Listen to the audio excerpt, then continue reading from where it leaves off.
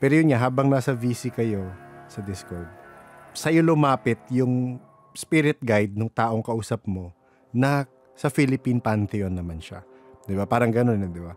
So, ang question ko, pagkaintindi ko lang ngayon may mga nakikita ka na ba na hindi mo nakikita dati? So, syempre, sasegue ako dyan sa aliens mamaya. Pero, aside from that, may iba ka ba nakikita na parang, ano to? Na hindi mo na ma-explica? Ay, direct si yung na-question ko yan, nung sa, dun sa kaibigan ko, si Scout Ranger, kasi namatay yung father niya. Yes. So, yung nandun na sa point na, yung namatay ni father niya, tapos dalaw ka sa way. Nakita ko parang, okay, matabang tao, ay matabang entity, malaki siya, tapos mahaba yung balbas, kulay blonde. Tapos, alam ko ano na siya, yung sa itsura palang niya, alam ko ano na to, sa West na deity. Yes, oo. Tapos, ang lang niya, yung alam mo yung proud na proud siya, or may pagkamayabang, gano'n. Tapos sinasabi niya na, dun sa father nung kaibigan mo. Si Paulo Sibuyas. Okay. Paulo Sibuyas, okay.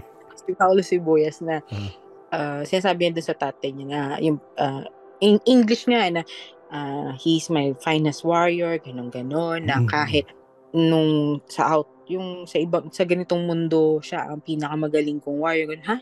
Sabi ko parang, alien din yung tatay ni Paulo Sibuyas. Sabi ko ganun. Tapos, yung napapatunga nga ako na, tapos sabi ko, sino ka? Parang gano'n. Parang, tapos sinigan niya ako ng bakit wala ka pang clue kung sino ako, ganyan. May pumapasok na sa utak ko. Ayoko siyang i-claim, parang hindi. Sabi ko gano'n eh. Tapos, parang hindi tanggapin mo ako yun. Direct si Thor. Oo nga sabi mo nga. Alala ko tong kwentong to.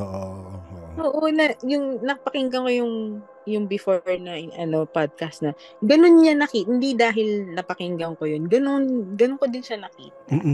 Tapos nung is parang okay, hindi rin ako makapaniwala na Starseed yung father niya, tapos siya din si Paulo Sibuyas Starseed din. Pero question, so si Thor is E.T. ganun? Deity, parang deity ni